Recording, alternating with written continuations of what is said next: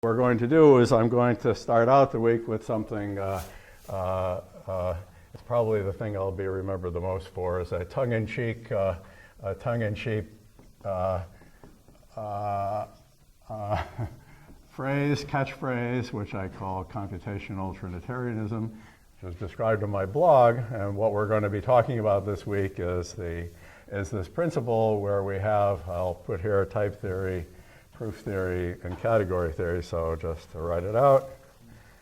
Oh yes, I should say something. I wanted to say one other thing preliminarily. I realize that there is a broad range of experience in the audience, but it's my intention to speak to the people with relatively little or no experience. So what that means in practice is that I only want stupid questions. If you have a sophisticated question, we can talk about it in the corridor, we can talk about it over beer, we can meet separately. I mean, there's all sorts of options. So if you kind of really know, I mean, it's okay to throw in stuff, but what I want to avoid is like ending up carrying a conversation with one guy or something like this, because it can easily happen if I'm not disciplined. So stupid questions are the most welcome, and those are the ones that I hope you'll feel free to ask at any time. And the more you ask questions, the better, the happier I am, and the happier probably you are. Yeah, I'm about to do it. Now, what's difficult is for me to write large enough for you to see what I'm writing. So I'll write over here category theory, proof theory, and type theory, which is what I mean here. And from a certain point of view, all such things are a bit of lies, but from a certain point of view and to a certain significant degree, one can think of these as being the same subject, all said from a different way, a different point of view.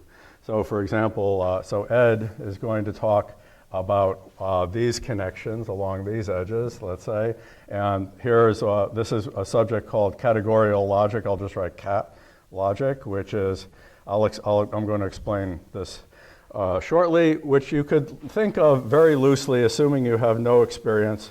It's an algebraic way of thinking about logic and proofs. Okay, that's what's interesting. On this side is sort of the idea of a categorical semantics for type theory, or to thinking of, if you want to think in terms of slogans, it's the idea of terms, well-typed terms. How about if oops, don't do that. I'm used to working at a chalkboard. So well-typed terms correspond to morphisms in a category. That's the sort of general flavor. And over here is the famous idea of propositions as types, or types, yes, propositions as types, is on this side, which sort of says that well-typed terms, if we think in terms of the types, are to be thought of as proofs, formal proofs. Okay, so this is the thing we're doing. So this subject is going to be taught by Ed. This subject is going to be taught by Frank. And this subject is going to be taught by me. So that's the plan. Okay, so that's what we're going to do. Principally, the activity we're going to do this week. For scheduling reasons, it ought to have been the case that Bob Constable was lecturing this week in principle because of my curriculum, but for his own reasons, he won't be here until next week. So next week, you'll get a different perspective on type theory, which I will allude to in a moment, by Bob Constable about the new Pearl type theory, which is radically different, and it's actually the original type theory that was implemented as a theorem proving system 35 years ago, and it's still a great improvement on most of its successors. We'll talk about that a little bit later. Okay, it's sadly become neglected for who knows what reasons. Fads are like that. So certain kinds of things are fads, and that's the thing that I will mention in a moment. There's currently a fad having to do with the nature of type theory and what it is and isn't. So we'll talk about that in a minute. Okay, that will come up a little bit later. One of my points, I think this summer I decided, was to kind of clarify some of these essential points. So if these things are supposedly sort of vertices on a triangle, and you can kind of run around the triangle in all different directions, one thing that's useful about this is simply that when thinking about types and possibly for programs, or it's useful to transpose your thought as to what would it mean in terms of logic. And it's useful to transpose your thought from something in logic of what it would mean in terms of category theory. And it's useful to transpose what sort of categorical ideas might have some meaning for types or programs and so on. So it's, at the very least, from a utilitarian perspective, it's extremely useful to keep these correspondences in mind. So that's a principal reason to focus on these three topics. The other is that it's just a personal sort of methodological belief of mine, which is that there's always a question in any science of what constitutes a result. And so I would say my guiding principle has been that if you come up with an idea that makes good sense from a type theoretic point of view, let's say from a programming point of view, and also has a very sensible and clear meaning from a point of view of logic, and also can be understood in a very crisp and reasonable way, it's all part of how things fit together from the point of view of category theory, then I would say you have a legitimate scientific discovery. That's a result, okay? Stuff that you just make up and that looks good and, you know, gives like some 6-line program is now 5 lines is not necessarily such a result, okay? So that's what I would think. So this is sort of the framework that I like to think in and use as a criterion for what it means to succeed. So, but if these things are supposed to have, you know, some connections, let me mention things to keep an eye on, okay, that you're going to see, because in these lectures from all of us, and they are, I think, some of the commonalities that I managed to think of when I was writing up my notes for the lectures that show it. So one is this emphasis on abstraction. And everybody, so here's the problem, okay? The problem is everybody thinks they own the word abstraction, okay? So that's true, okay? So mathematicians have a notion of abstraction, software engineering people have a notion of abstraction, and programming language people, you know, have a notion of abstraction. So I'm not going to attempt to define it, but I want to say things like, what I want to say, roughly speaking, is behavioral characterization of things, okay? So my favorite and kind of standard example is, you know, the natural numbers is not equal to the set consisting of the empty set, the set consisting of the empty set, the set consisting of the empty set, and the empty set, and pretty soon it gets rather tedious. That is not what it is, okay? In fact, the natural numbers are isomorphic to that set, meaning that there's a kind of an equivalence between them, but they're actually characterized by a number of things, but you could say by a universal property, what is the terminology in category theory, of being the least, if we're talking in terms of set, say set, you know, containing 0 enclosed under successor. Whatever 0 may be enclosed under successor, okay? And whatever successor may be. I don't know if Ed's going to talk about algebras for a functor or not, but this is where this will come up. So that's like, I'm not going to like try to like give a lecture about this. I just want to give you a flavor of the thing that is going on. So it's sort of like isomorphism or equivalence. We'll talk about a notion of equivalence of types. It'll come up in type theory versus, you know, equality, specifying exactly what things are in terms of their implementation. So it's exactly like saying, you know, that a tree is not a, you know, a linked list between structs with pointers and null pointers and some other garbage like that. Okay, that's not what a tree is. All right, that's a way of realizing the concept of a tree, possibly, but it's not what it is. Okay, and that's the same thing here. So you'll notice this on all 3 corners. The second thing is what I call strictures, not affordances. Everybody thinks, so the slogan the thing I would put here is the idea is that less is more, okay? This is very, very, very true, okay? And it's tied up with the concept of what is called a conservative extension. Okay? Or rather, non-conservative extensions are the typical case. If you take, for example, a type theory and you throw in some sort of fixed point operation or recursive types, you've changed globally the entire type theory. You've changed everything. All the properties that used to hold don't hold anymore. Okay? If you take logic and you throw in the law of the excluded middle, we'll explain about that in a minute, well, it's a global change. Everything has changed. The properties of the connectives are different. Okay? So throwing stuff in is not a win. Okay? It's not like, so like a lot of programming languages, work seems to consist of, like languages we all know, I won't name, basically are just buckets. You just chuck in every damn thing you've ever heard of, okay? And you make one, and then that way you're totally buzzword compliant, okay? And, but you've made a colossal mess, okay?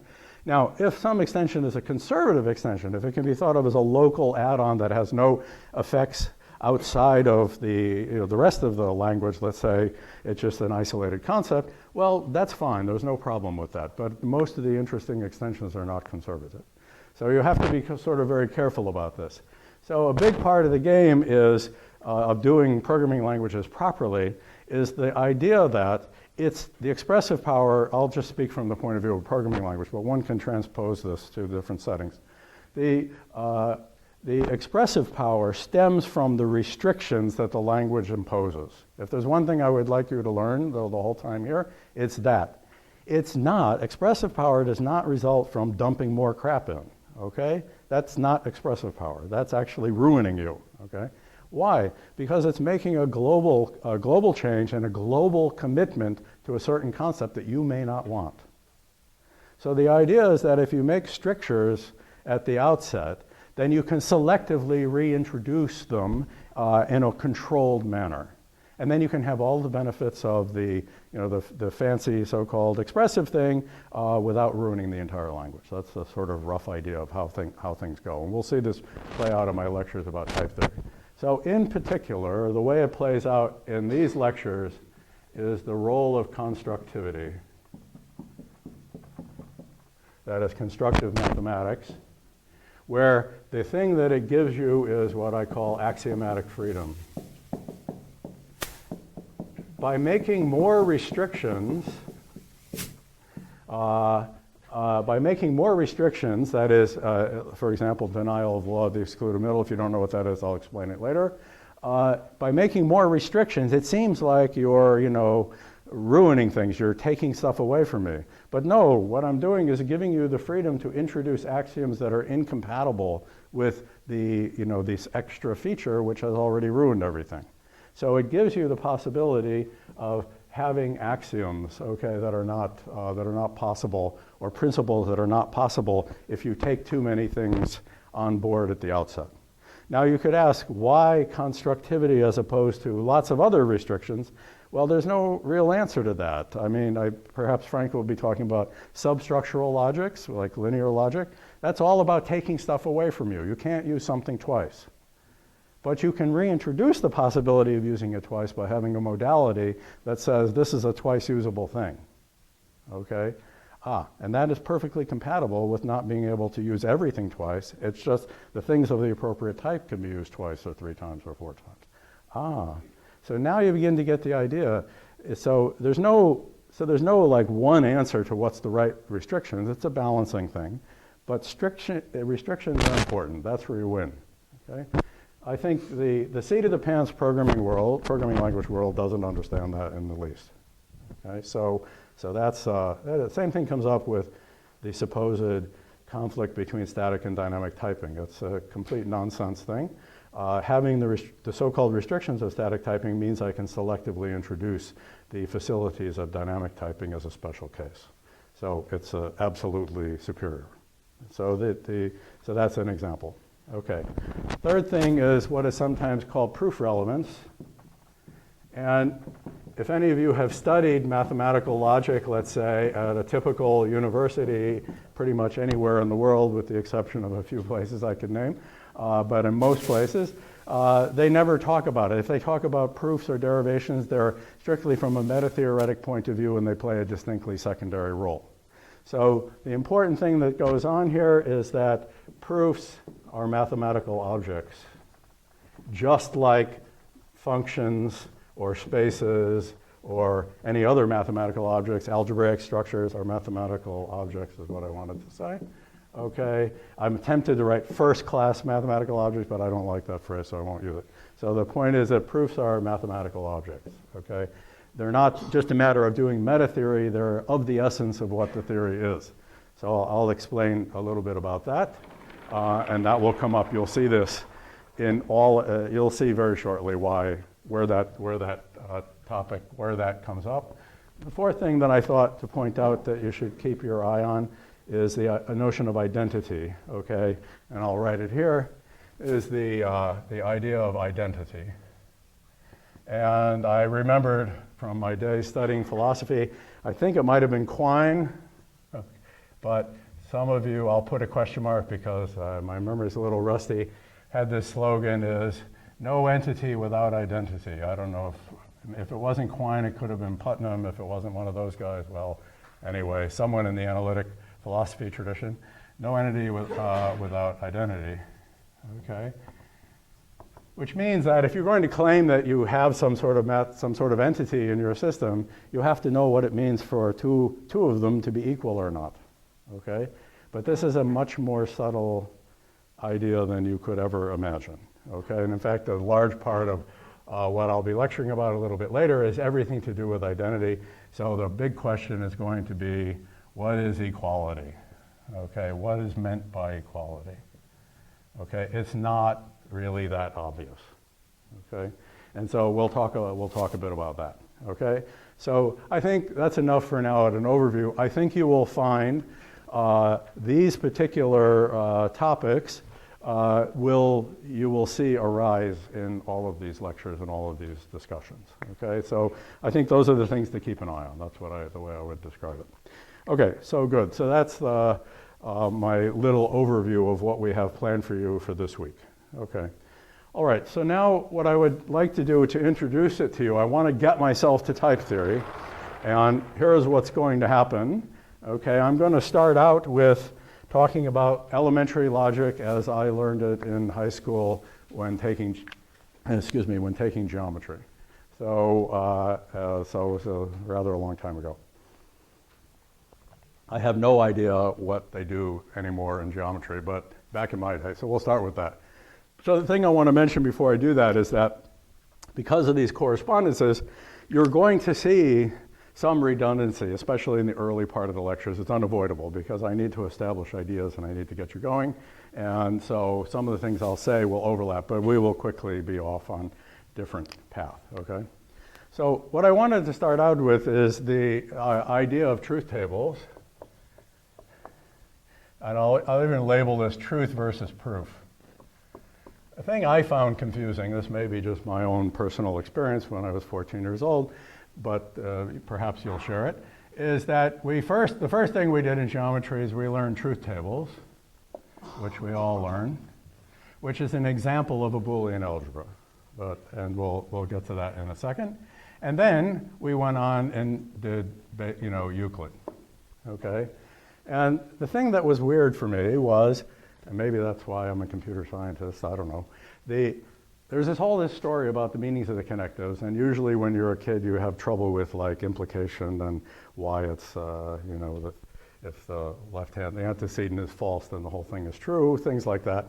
But then you go on to Euclid, and at least when I did it in school, you would write down, a formula, some formula would go down here, and you'd write down a reason, and then you'd write down another formula, and you'd write down a reason, and da-da-da-da-da, and then therefore triangle ABC is congruent to triangle DEF or something.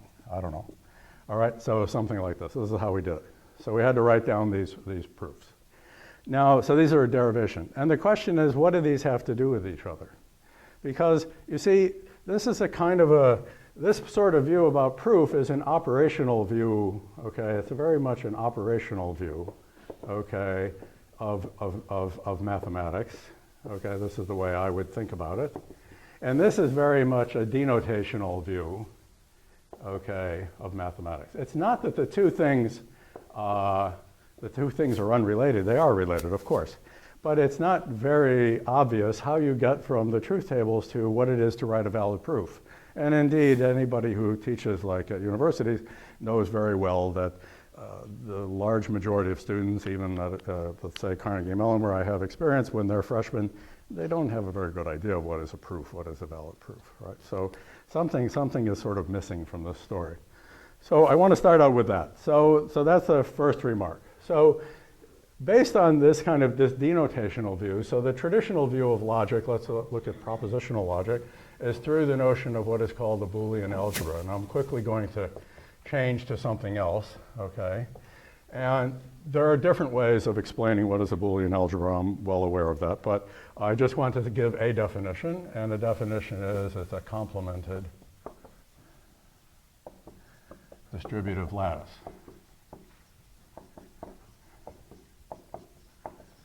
Okay, so that's like one of the many definitions. So let's unwrap that to make sure that you know. So the first thing is we're talking about a preorder. Okay, so we have a relation which is reflexive and transitive. Oops, sorry, that should have said Z. And if I want to write it in that format, I'll put that down. So that's sort of an axiom. So we have a preorder. That's the first thing. And by the way, we can say X is equivalent to Y if and only if each is less than the other, because there's no requirement that it be a partial order. Okay, so I'll need that. The second thing is that it has all finite meets and joins.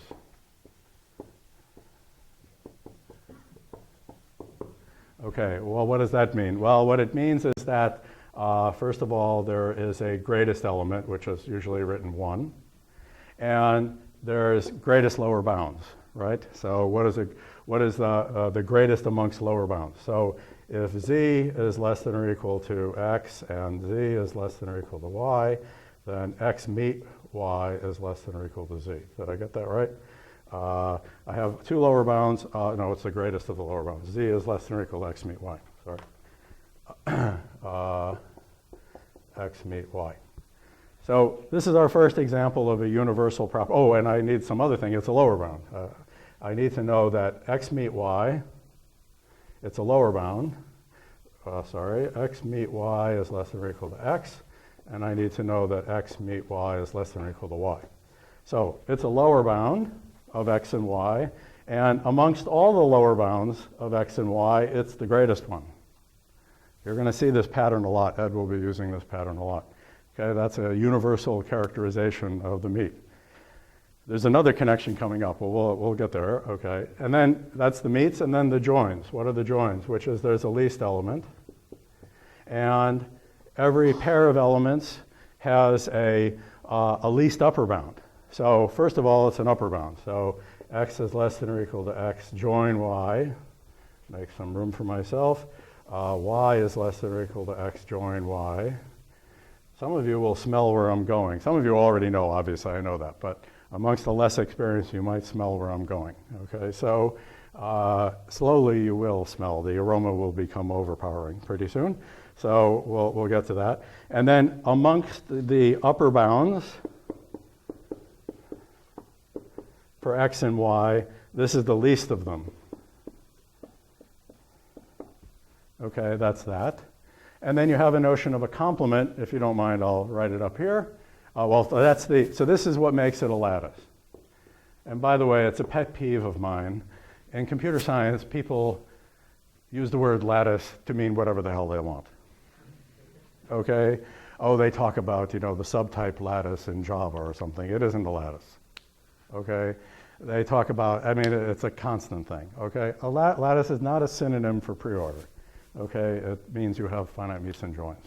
Okay? So I like to be picky about that. And the notion of a complement is sort of what you expect. I have X bar, which when you take the least upper bound of X bar with X, you get 1. you always get less than or equal to. So the requirement really is that it's greater than or equal to 1.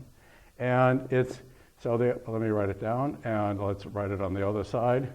0 is equal to, it's always less than, so it's greater than or equal to x meet x. So it's inconsistent with x, and it fills up the whole space. It's everything, okay? But if I take things that are not x and x, then I get 1. And if I have 1, implies that. So it's a way of saying it fills up everything. So that's the notion of a complement. And Boolean algebras come equipped with an exponential, which I'll define to be, I will define y to the x to be the complement of x joined with y. We'll come back to why I call that an exponential in a moment. Okay, so that's the notion of a Boolean algebra. Okay. All right, so, and this is not part of the definition. This is just something I can add, that I'm going to observe is there, okay? So what I'm going to do is, for the purposes of illustrating this idea of constructivity, this pertains to what is called classical logic, okay? And the classicality of it is everything to do with the existence of a complement, okay?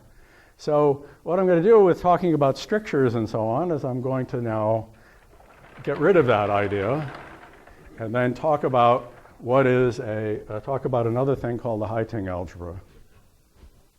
Okay? And I'm going to show you a correspondence between things in a moment. We'll get there. Okay. So what is a Heiting algebra?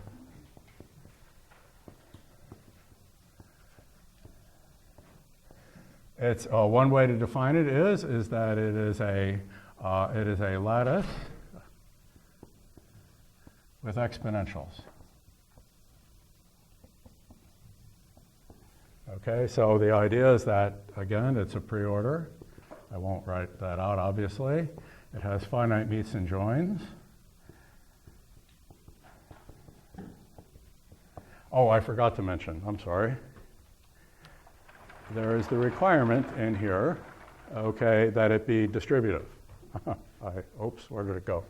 Here, the distributive part. I forgot to isolate that. What is the distributive part? Distributive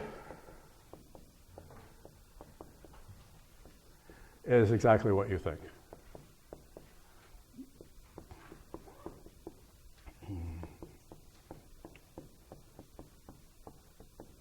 And the other way around.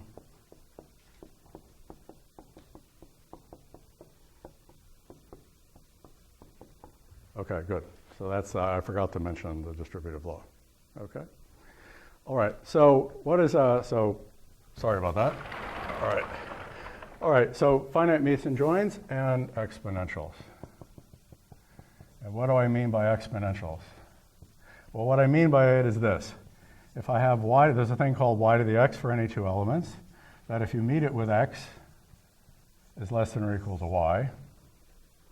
This is all supposed to like ring various bells, okay? So that's the reason why I'm doing this. And it's the weakest such thing. So you say if z meet x is less than or equal to y, then z is less than or equal to y to the x.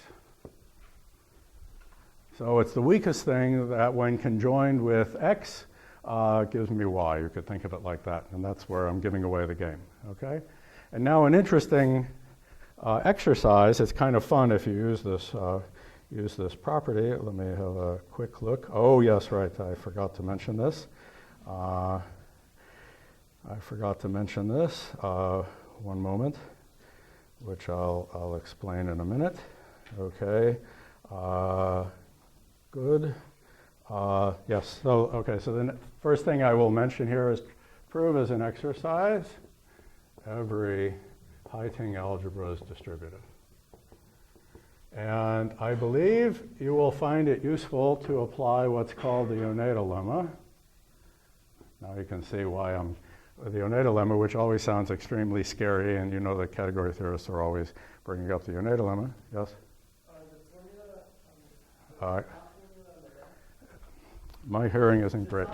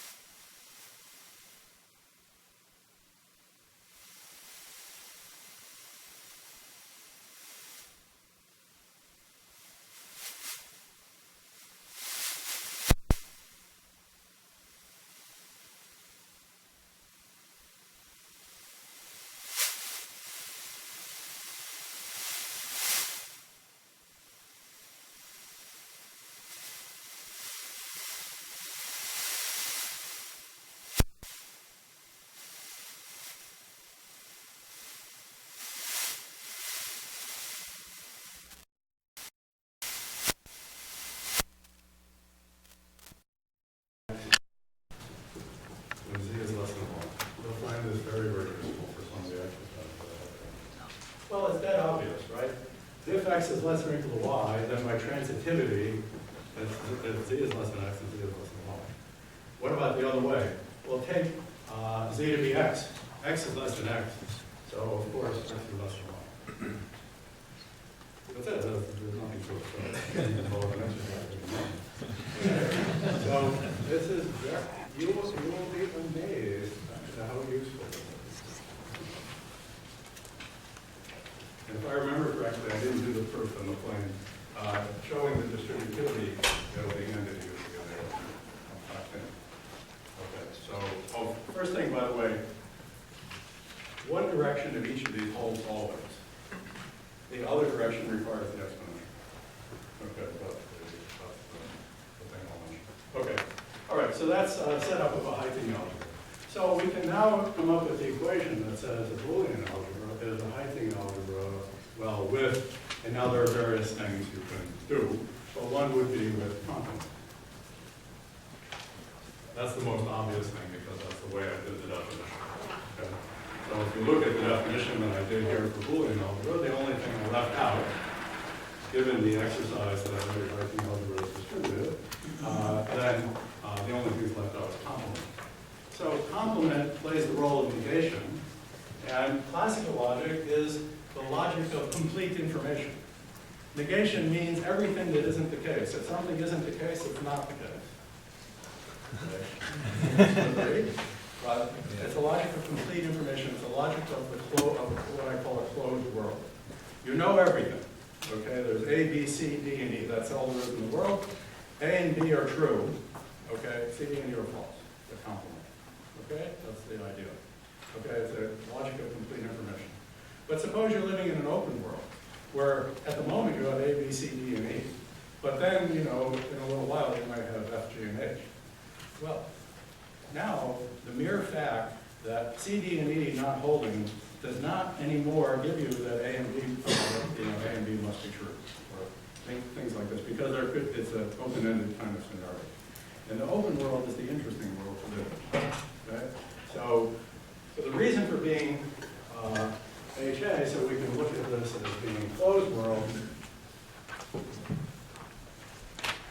You know, sometimes people say God's world, you know, God knows the truth of every proposition, and so they're all classified as fully complemented, everything was said. But in the world we live in, it's an open world. We don't know what's true. Okay?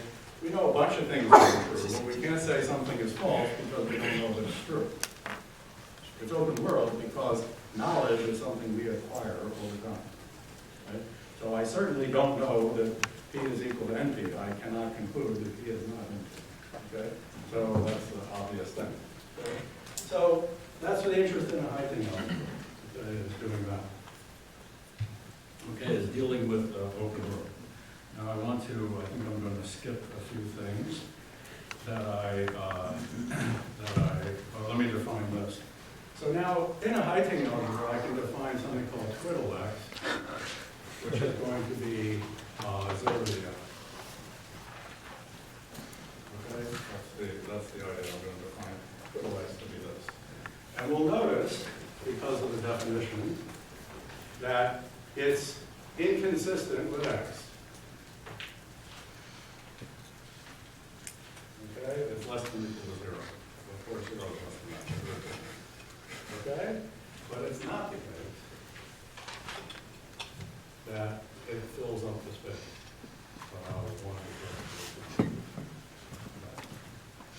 Okay? That is not the case. Okay?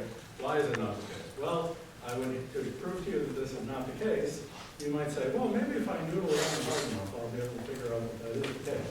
Well, you won't. And the reason is I'm going to be able to build an example of a Heiting algebra in which this fits. And I'm going to build that out of proofs. Okay, so that's what's going to happen. So we're going to get to that. So in a little while, okay, so the first thing I want to mention to you, okay, is, I can also mention a few other exercises that are worth mentioning at this time. Okay, one of them is this, is that x entails x or 1. Well, that's pretty good. But I'll just mention it. There's a reason for me to mention these things. This is called weakening. Better when you do this. Oh, and I can also say another version of it is x and y is less than or equal to x. That's the direction I actually want. Okay, so let me write it. But this is equally true, but this is the thing is most interesting. The second thing is that x entails x and x. This is called contraction. So you're going to see this in a moment. And the other thing you're going to see is that x and y is the same as y and x. And this is called extension.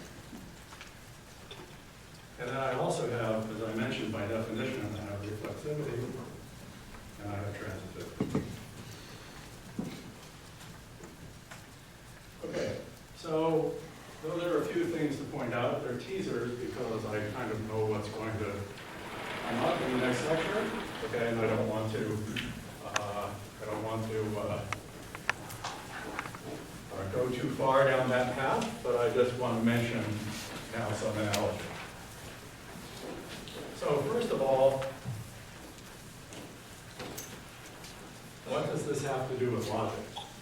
So the first thing is, what does this have to do with logic? Well, logic, as you will be certainly exposed to shortly, so I'll do it extremely brief for you, is we're concerned with, in the ab initio, and I'm talking about propositional logic, what are called two judgments. A is a prop, and A is true. Okay, and that's the typical way of starting it out. So the idea is that A expresses a proposition, and A is a true proposition. And I'm going to just gloss over this super quickly because you're going to get a detailed introduction momentarily, but I just want to make a point. And the point I want to make is I'm going to now write down what are the rules of logic. So in particular, I'm going to be interested in the notion of entailment.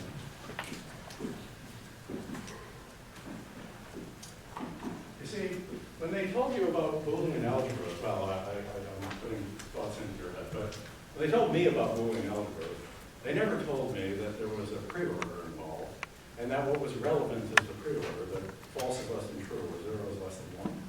Because you have a 2-point Boolean algebra. And nobody ever said to me that what matters is the less than. Okay? So logic brings out that what matters is the less than, and it's written in this funny notation. So this can be thought of as A1 meet AN is less than or equal to A. Okay? These are going to be directly analogous. What is this meet thing? Well, I can explain that very easily. This is usually written in gamma. So we have an axiom, truth is true. All right? And we have an axiom that says, you can write it like this. I'll write it like this. There's many ways to write these things, but I'll write it like this. A and B entails A. Well, I should write true, but let me just be brief. And I can write A and B entails B. And I can say, and now you'll recognize this, if I put in all the gammas, which is the way you probably have seen it, Frank will explain why you want to do that. If I have A from gamma and I have B from gamma, then I have A and B from gamma. Well, that should look familiar because certainly with the case this entails, if you take this interpretation, the meet is less than A, the meet is less than B. If something's less than A and something's less than B, then something's less than A meet. That's exactly the same structure. Okay. I won't go into further details, but if you write down the rules for propositional logic, then what you will discover is you have the structure of intuitionistic propositional logic. You will discover that you have the structure of a Heiting algebra. Okay? And the structure of the Heiting algebra is something called a Lindenbaum algebra.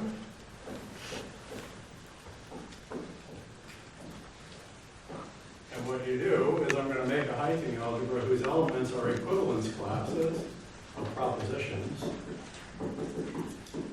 I didn't define implication, but mutual implication. That's what I mean by that. And then I just defined in the obvious way, okay, things like a meet operation on equivalence classes is going to be the equivalence class of their meet. And this is well defined. You have to check all that. Okay. And I can write down all of the other operations, and what I get is a Heiting algebra. Okay, I'm sketching, but I'm giving it over to all the bigger folks. Okay, so I get the notion of a Heiting algebra. And now, the interesting thing is this. So we have a big theorem that basically says, if something follows from gamma, if and only if, for every Heiting algebra H, let's call it H, what we know is that the meaning of gamma in H is less than or equal to the meaning of A. So what does that mean? So this direction is called soundness. Anything you can prove is true in every Heiting algebra. Now this implies as a corollary what's called completeness, which says if it's true in every Heiting algebra, then it's provable. Well, how do I know that? Because you take H to be the Lindenbaum algebra. Let's call it L. And truth in the Lindenbaum algebra is provability. Right? Because the idea, I forgot to say, I want to say A is less than or equal to B. Means the preordering question, A entails B. And you can check that everything is all the time. Okay? So if I define the preorder like that, then being in the order relation means this follows from that in logic. So by taking, it is true in every Heiting algebra, then I can plug in the Lindenbaum algebra and I show that it's provability. And that's Gödel's completeness theorem, period. The entire idea. Now, Ed will recast that in terms of a certain, formulation of theories and models, which was explained in terms of categories, and it's using a technique called functorial semantics. And he will explain where that is going. Now, the last thing I would like to cover at the level of an overview. So this is what does it all have to do with logic? Well, I haven't explained logic, but I'm giving you a taste. Okay? So this is what is going to happen. So that's where the connection is between logic viewed as statements about things that are true or statements about entailments between things. Okay? So that's the pre-order aspect. And by the way, the same thing can be done with Boolean Algebra. And it's the same argument for the completeness theorem. So there's no, in that sense, there's no fundamental difference. And in fact, part of the point of what Ed is doing is to show you how to do logic properly. And I'm going to begin to broach this. Okay? So the second thing I wanted to get to, which is what I opened my lecture with, is what does it have to do with proofs? Okay? So that's the interesting thing. So far I haven't said anything about proofs. Well, there are different ways to do this, okay? One way is to do this is to say, okay, what we'll do is we'll add a notion of evidence or an order. This is a simple way to do things. So what we're going to do is we're going to generalize the idea of x less than or equal to y. We're going to generalize that to f is a reason why x is less than or equal to y, which is also written as f is a mapping from x to y, which is also written as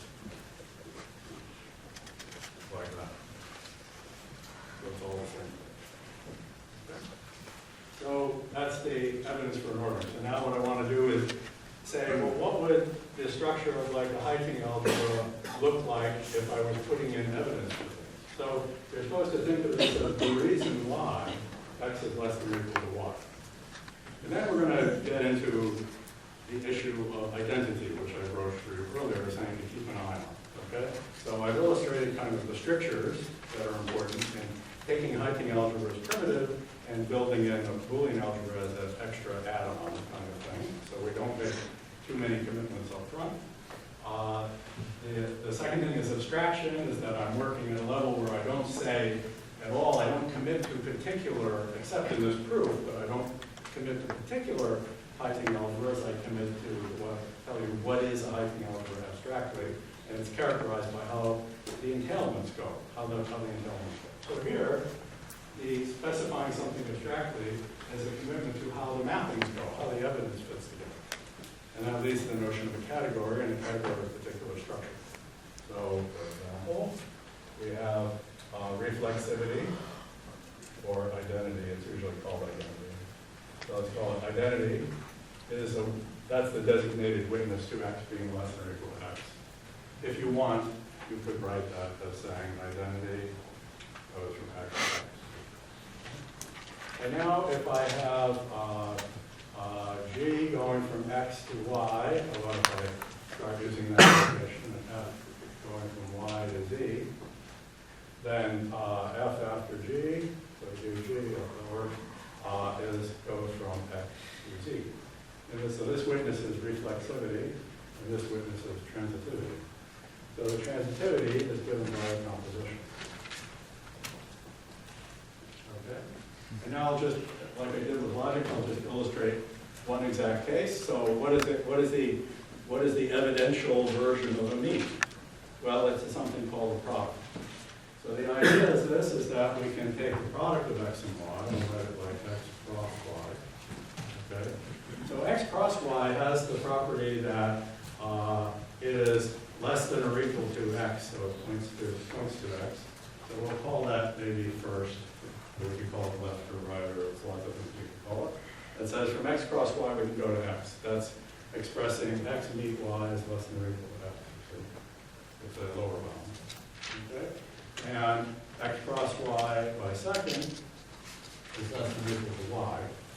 And now the universal property, the extremal property. Right? What did the extremal property say? It said, if you give me anything else, which for whatever reason, call it F, that's the evidence that Z is less than X. And you give me anything else, and you call it G, that Z is less than Y. Then we know that Z is less than or equal to Y, but there has to be a witness to that fact. So we will write, forgive me for writing it in a curve like this. My reason will come up in a moment. That is X, Y. Well, right now, I'll get back to the curve issue in a minute. So let's put it here. The pair, it's written pair, the pair X, Y, okay, is the witness to the fact that Z is less than or equal to X cross Y. Okay? So that's a diagrammatic way. Did I make a mistake again? Yeah, it should be pair FG. Oh, FG, yeah. Yeah, that's kind of a dumb mistake I make all the time, so please correct me.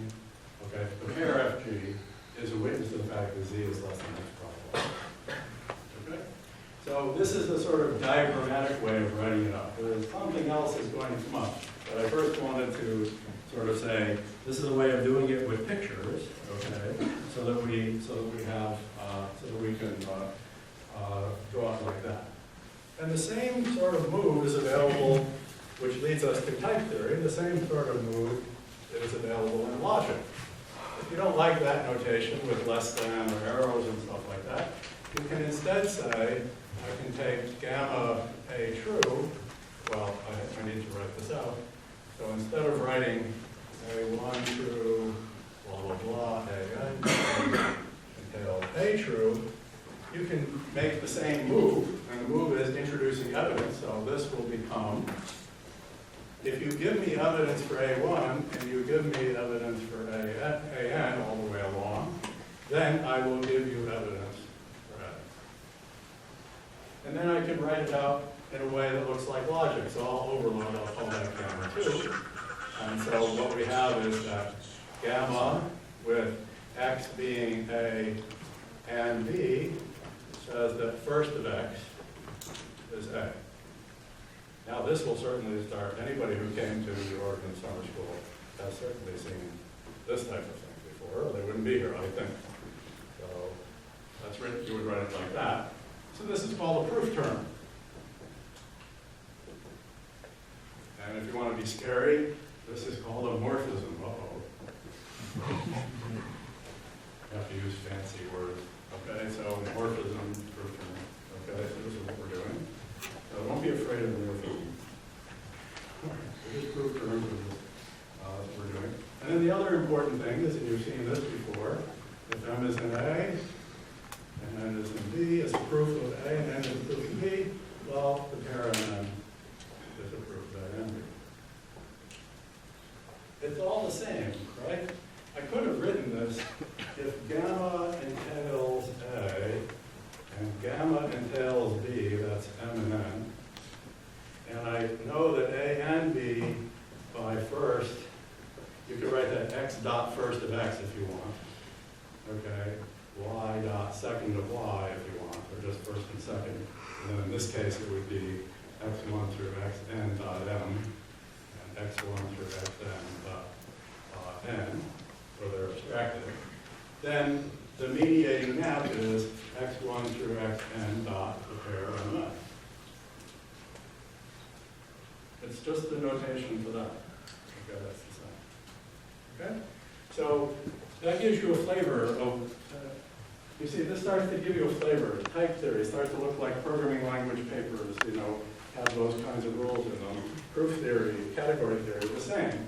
So the last topic I want to broach in my first lecture is the notion of equality. Okay? Because the next thing that comes up is Quine. Did somebody find out is it Quine actually? But anyway, let's say it's Quine. Okay, Quine or whoever it should be attributed to had this slogan of no entity without identity. So I'm claiming now I have entities, these pieces of evidence. Okay? I'm claiming that I have entities, which are these proof terms. So the question immediately arises, if you have identified an entity, you must be able to identify an entity. You must be able to tell me when are they equal. So now becomes the question of equality. Okay, and so this is will be central to everything we do. I can't, the words are such that I can't help but obscure these things. Okay, so now I'm going to ask these questions. And what's going to happen is we're eventually going to run into a notational collision, but right, because there are many issues and there are many conventions, and there's no good way to choose a notation that satisfies and matches every convention. So I'll just do this. So the question is equality or identity. So the question we have is, when is it the case that F and G are morphisms, equal morphisms from X and Y? What do I mean by that? What are the conditions under which this is true? Equivalently, what are the conditions under which gamma proves M equals N? I'll write equal, but this is going to be problematic. So I'm sorry, but there are just too many notational collisions for me to manage. So I'll just write it like this. I'm going to change it later. There are subtle reasons, so I'll explain that. So notice, you know, if I wrote this, I could write this, if I wanted, I could write this in some sort of form like, well, let's just leave it. Okay, so they're sort of the same, right? This is just a reparenthesization. I could write this as M equals N as a proof of gamma terms select. When are they equal? I could have done that. In fact, you know, I could have written my proof terms like that if I wanted to. It's a little weird because of scoping issues, but you could do that. Okay. So, so this is what we're going to do. So when are these two things equal? So in particular, if you look at the categorical diagrams that we have here, it begs to ask, okay, what equations hold? Okay, so I'll start with this one. There's no reason for me to start with this. I could also start with this, but that doesn't matter. So I'll start with this because it's on the board. So the issue is not only the existence of evidence, but when are two pieces of evidence equal? So the thing we want to say here is the following idea, is that if we go back to, I haven't put in the dashed line yet, I have a map from X first, from X cross Y to X, and from second from X cross Y to Y. Then I postulate, for the purpose of discussing the extremal clause, I say the universal condition, I say, well, if F and G are evidence for X and Y respectively from Z, okay, but now I don't want them to be any bits of evidence. But then I say there is a map that works like this. But in order to specify which map I'm talking about, I need to say it has the property that this cell this little piece here, I'll shade it in, represents an equation. That is, if I take the pair FG and follow it by first, I will get F. And if I get the pair FG and follow it, if I take the pair FG and follow it by second, then I will get G. And if that's the case, then the pair FG satisfies that condition. Moreover, it's unique. So I want to say that I pick out an entity. I want to say there is a definite map, FG, with this property. So the actual condition, when you put in the evidence, is that this map is unique. So what does it mean for that map to be unique? Well, what it means is it just says, any two of them are equal to that one. Any other one is equal to that one. That's the way of saying it. Okay? So what I do is I'll write down this curve here. So we'll put the pair FG here. Be written like that. And suppose you have your favorite one called H. And H has the same property, that H followed by first is F, and H followed by second is G. Then I want to claim that H is equal to F, the pair FG, which means that this cell can be filled in, representing the fact that they are equal. So what I'm doing is I'm using a notational convention that says, if I have two things with the same source and target, okay, I can say one way to depict that they're equal is I can shade that in. The idea is to think of it as a surface of some kind that connects these two guys. In other words, it's sort of saying, I can slide this thing along that surface and get it down here. It's a very dynamic view of what it would mean for those two maps to be equal. I'm trying to coach you toward a way of thinking that exposes the subtleties of equality. Okay, so that's why I'm writing things this way. A lot of times people will just write in here the equal sign, or people have different conventions for equal sign, and they'll write an equal sign here. There's different notations people use to indicate that equation is supposed to be. Now you can write it out all algebraic. So you can say, if I do first after FG, that's F. If I do second after FG, then that's G. And if I have the property that first after H, if that is equal to F, and if first after H, second after H is equal to G, then H is equal to the pair of G. That's the way I wrote it out. And notice, if first after H is F, and second after H is G, then I can really write this as just plug in for F, first of H and second of H.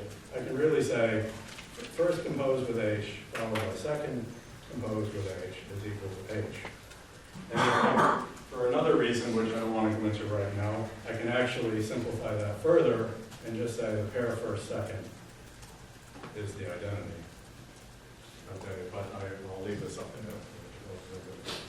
Okay. But the point is that, in some sense, this most directly expresses what's in the diagram. Okay, notation. Okay. So now, to finish up, I can do the exact same thing with logic, because I can now ask, I will be interested in not only whether there are proof terms, but when are they equal. Okay? And so I'm going to, now, you see the lines between proof theory and type theory have already been blurred. I did that deliberately. The lines between category theory and proof theory and type theory have been blurred in this discussion. That's exactly what I'm trying to do. Okay? So what I do here is I now have to ask about equalities. So the equalities I would postulate, I'll just write in the most concise form. The notational conventions that are used in type theory are like this. We say that this is equal to M in A. This is equal to Mn in A. And then I can write out the exact same thing as I did before. I can say, well, if first of, I don't know, P, okay, is equal to M in A, and if second of P is equal to n in A, then P is equal to the parent on N. In A and across B, or A and B, I think we're right. A and B. Now, these ideas go back to 1932 in the context of proof theory. These go back to around 1932 in the very great, very influential, profoundly important work of Gerhard Gentzen. Gentzen is, in my mind, in the same league as someone like Gauss. Okay? I mean, that's an enormously influential, deep idea that we're still playing out and probably will be for many, many years to come. And this is called the inversion principle, because these, by Gentzen, were called the introduction form. These are called the elimination form. And this says that the eliminations are post-inverse to the introductions. If I do the introduction and then do an elimination, I get this back. Well, really, this is, and then this is telling me that this is the inversion principle, and this I've forgotten what it's called. And Gentzen is sort of the dual of it, whatever I would like to say. But these are correspond, sometimes written broadly beta, and this is written broadly eta. So the idea is that this is a uniqueness principle. Okay? This is expressing unicity. Okay? And this is expressing a kind of computation. So from the point of view, one second. So from the point of view of proofs, what's interesting about this approach to proof theory is not only do proofs have pride of place as mathematical objects, we're going to see others as well, they do, but more, in particular, we know what it means, we're going to define what it means for them to be equal. But not only that, but the equality part is telling us when are two proofs the same. Okay, it's one of the leading candidates for equality of proofs. Okay, and that's a topic that comes up all the time in anyone who studies logic, or even any informal math. Is that the same? Oh, that's really just the same proof. Okay, what exactly does that mean? How do you make that precise? Well, it's not so obvious actually how to make it precise. But this is a damn good first cut. Okay, like these kind of criteria, because of the reasons I gave you, are a plausible first attempt at saying when two things, when two proofs, if you think of them as proofs, are equal. If you think in terms of the categorical viewpoint, it's very natural then to say, well, these morphisms look like some kind of function, okay, and we're going to I'm checking my notes, and so it's sort of natural to say, well, when are two functions equal? Okay, so now the next thing is looking at the Holy Trinity, and then I think I will stop. I have to finish, so I'll stop. Okay, which is reviewing the Trinity again. So what we have, okay, sorry after this, sorry, what was that? Oh, someone has a question. Is n supposed to be in B? Someone should relay that, I think. Is n supposed to be in B? Oh, could be. Yeah. That's like a very typical mistake. Okay. Yes? Is your microphone disconnected? What's that? Is your microphone disconnected? Oh, I thought it was turned on. No, the red light says it's on. No, but I think your voice is. Oh, the wire. Oh, yeah. Well, my seal, I must have killed. Oops, sorry about that. That means that some of the video. No, we turn it off. Okay. So, okay. I want to go to the last one. Yes. Well,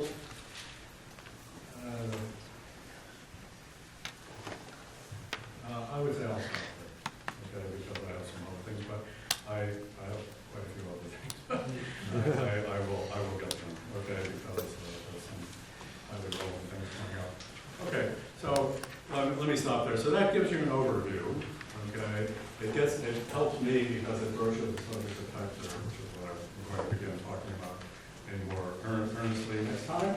But it also sets up, I hope, a flavor of how it's going to relate to proof theory, how it's going to relate to category theory, and what is the substance of these predictions. The thing I was going to say is there's a way of characterizing the Lindenbaum algebra that I described as what's called the free bicartesian closed category. That's the jargon I didn't talk about this junction. So let's say the free CCC. What did I talk about this junction? Yeah, free bicartesian closed category. And that's the analog of the Lindenbaum algebra. So that's the category theoretic way of talking about that, which corresponds to an inductive definition of equality that we're going to give by a bunch of rules, which corresponds to an inductive definition of what the proofs and proof theory. Okay? So that's the kind of picture that's going to happen. So the free constructions happen here, inductive definitions happen here and here, but free constructions are inductive definitions, and that's what's going on. Okay? So that's the thing I want to, I'll finish up with that. So it's a whirlwind, I think, but the hope is that I can just give you a flavor and you can get the ideas. And also, I really wanted to call attention to the points you want to keep an eye on: abstraction, identity, whatever it was I said. I've forgotten. Proof relevance. Okay, the idea of proof relevance and something or other else. Okay, like what's his name from Texas? The mathematical entities and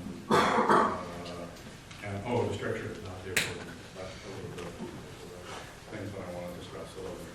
Okay, so thanks for your attention.